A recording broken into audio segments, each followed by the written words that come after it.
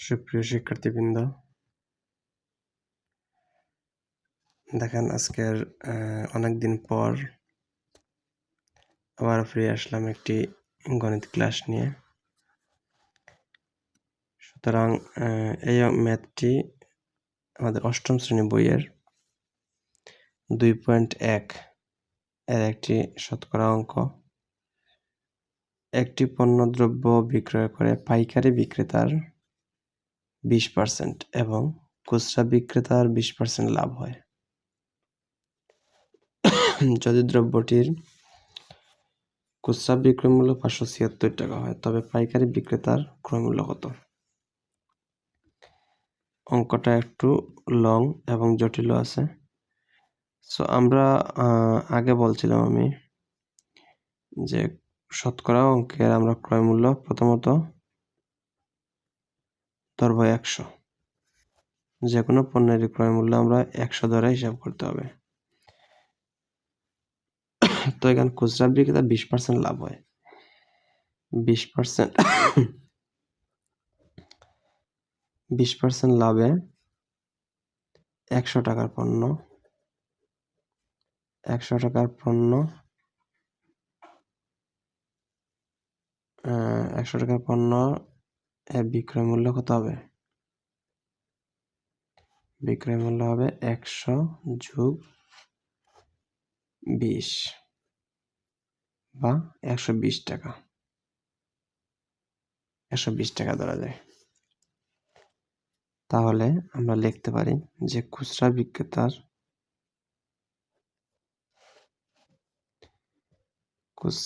বিক্রেতার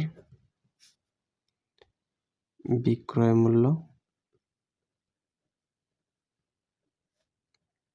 120 টাকা হলে তার ক্রয় মূল্য হবে 100 টাকা। ঠিক আছে? তাহলে খুচরা বিক্রেতার বিক্রয় মূল্য 1 টাকা হলে তার ক্রয় মূল্য হবে 100/120 টাকা। অঙ্কটা অবশ্য প্রায় লিখিত পরীক্ষায় আসে, যে গ্রামীণ ব্যাংক রিপ্রেজেন্টেটিভ পরীক্ষা হবে, প্লাস আরো আনুষঙ্গিক যে কোনো লিখিত পরীক্ষার জন্য খুবই ইম্পর্টেন্ট।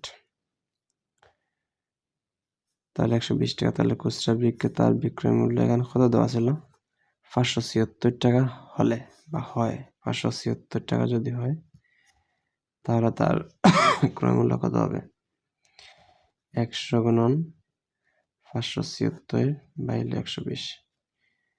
এটাকে যদি আমরা কাটাকাটি করি তাহলে 0 কাটা যায়, আর এবং 12 দ্বারা যদি 576কে ভাগ করা হয়, তখন ক্যালকুলেটরের সাহায্যে ভাগ করলে দেখতে পাবেন এখানে 48 হবে। আর এই 10 আর 48 গুণন করলে 480 টাকা। এটা আমরা পাইলাম খুচরা বিক্রেতার ক্রয় মূল্য। এখন একটা জিনিস চিন্তা করেন, এখানে পাইকারি বিক্রেতার 20%, পাইকারি বিক্রেতা 20% মানে লাভ হয়। তো পাইকারি বিক্রেতার যেটা বিক্রয় মূল্য আর খুচরা বিক্রেতা সেটা হলো ক্রয় মূল্য। তাহলে এই ক্রয় মূল্যটা আমাদের পাইকারি বিক্রেতার বিক্রয় মূল্য। তাহলে সুতরাং পাইকারি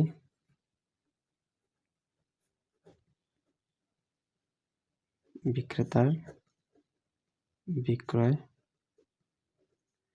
মূল্য 480 টাকা ধরা যায়। আবার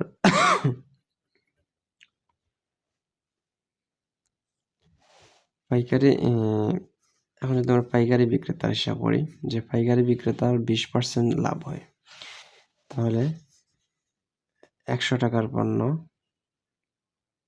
20% লাভে পাইকারি বিক্রেতা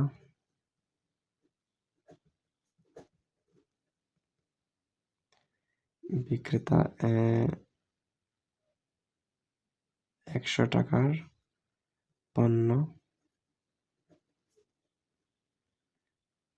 বা পণ্যের বিক্রয় মূল্য বিক্রয় মূল্য কত হবে 100 যোগ 20 বা 120 টাকা। ঠিক আছে, তো পাইকারি বিক্রেতার আগে আমরা লিখছিলাম যে খুচরা বিক্রেতার বিক্রয় মূল্য 120 টাকা হলে ক্রয় মূল্য 100 টাকা। এখন আমরা এখানে লিখব যে পাইকারি বিক্রেতার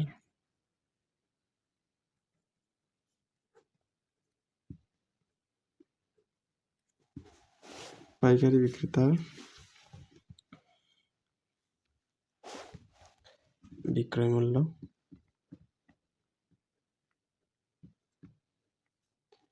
120 টাকা 20 টাকা হলে ক্রয় মূল্য কত 100 টাকা।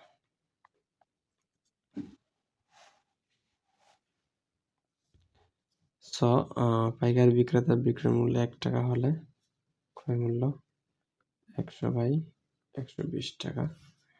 পাইকারি বিক্রেতার বিক্রয় মূল্য যদি আমার কত হয়, যে আমরা আগে পাইলাম বিক্রয় মূল্য যদি 480 টাকা হয়, তাহলে 480 টাকা হলে তখন কত হয় দাঁড়ায় 100 গুণন 480 বাই হলো 120।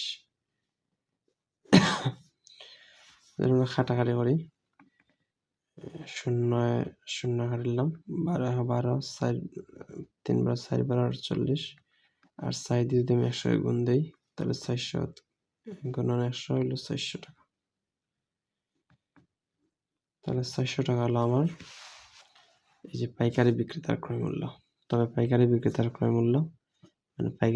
ক্রয় মূল্য আমরা পাইলাম কত 400 টাকা। এটাই আমার আনসার।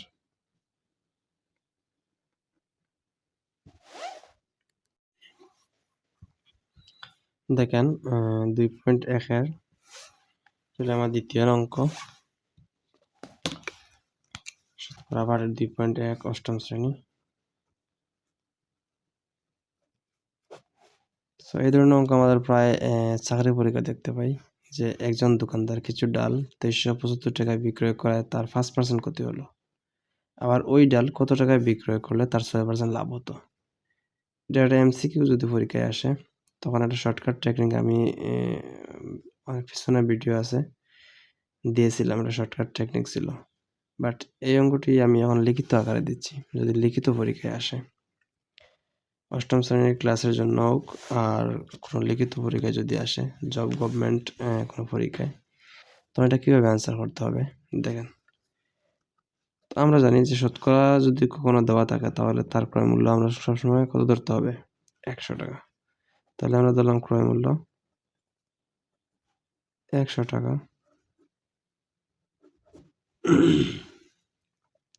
যেহেতু 5% ক্ষতি, তাহলে 5% ক্ষতিতে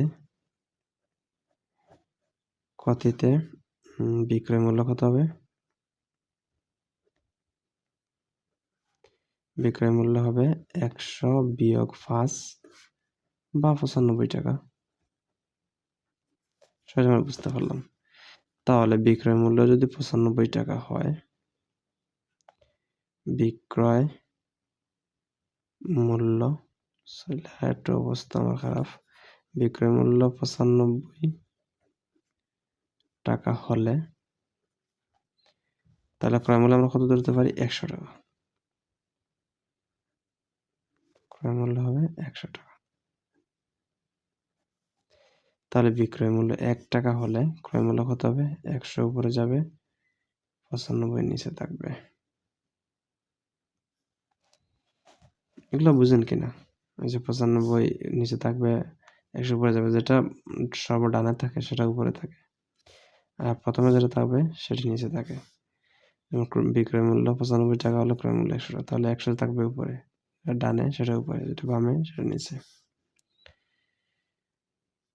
তাহলে বিক্রয় মূল্য আমাদের কত টাকা বিক্রয় মূল্য দেওয়া আছে 2375 টাকা। বিক্রয় মূল্য দেওয়া আছে 2375 টাকা।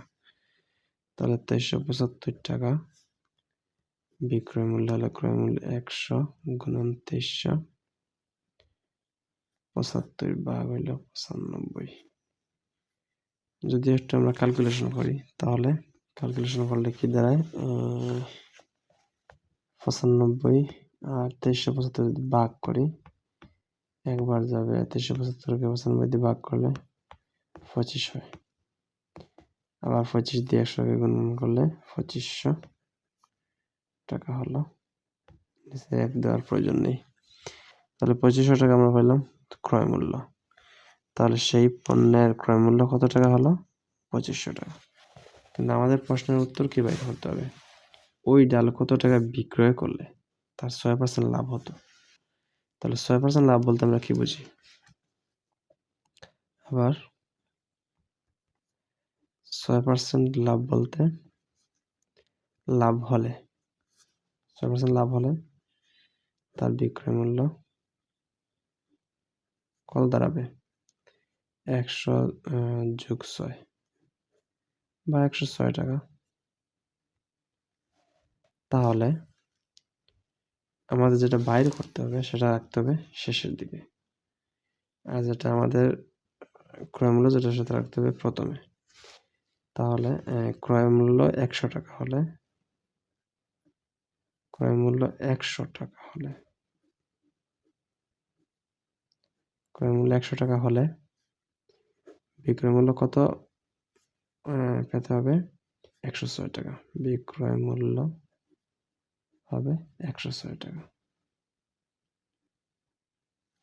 তাহলে ক্রয় মূল্য 1 টাকা হলে বিক্রয় মূল্য 106 বাই 100। ঠিক আছে? আর বিক্রয় মূল্য আমরা কত পাইলাম? যে ক্রয় মূল্য এই যে 2500 টাকা পাইছি আমরা একটু আগে, এখানে 2500 টাকা বসাই দিব। 2500 টাকা হলে তাহলে বিক্রয় মূল্য কত হবে? 106 গুণন 2500 আর বাইল 100 টাকা। কাটাকাটি একবারে সহজ, 0 0 কাটে দেই। তাহলে উপরে হইলো 2500 2500 এর লগে 106 গুণন করলে কত হয়? 6টা গুণন করে দেখবা। 106 গুণন 25 হইলে 2650 টাকা। যাই হয় সেটাই আমাদের আনসার। তাহলে 2650 টাকা হলো আমাদের এই যে কত টাকায় বিক্রয় করলে 6% লাভ হতো। তাহলে 2650 টাকায় বিক্রয় করলে এখানে আমরা বসাইতে পারতাম যে 2650 টাকায় বিক্রয় করলে 6% লাভ হতো। এটাই আমাদের উত্তর। সো 2টা অঙ্ক আশা করি আপনারা অবশ্যই ভালো করে বুঝতে পারছেন। আর এই চ্যানেলের সাথে থাকবেন, তাহলে প্রতিনিয়ত এরকম নতুন নতুন যে কোনো অঙ্ক বা ক্লাসের অঙ্ক, চাকরি পরীক্ষার জন্য মানে গণিত বিষয়ে ভিডিও দেওয়া হবে। তো চ্যানেলটি সাবস্ক্রাইব করে রাখবেন। আশা করি উপকারে আসবে। ধন্যবাদ।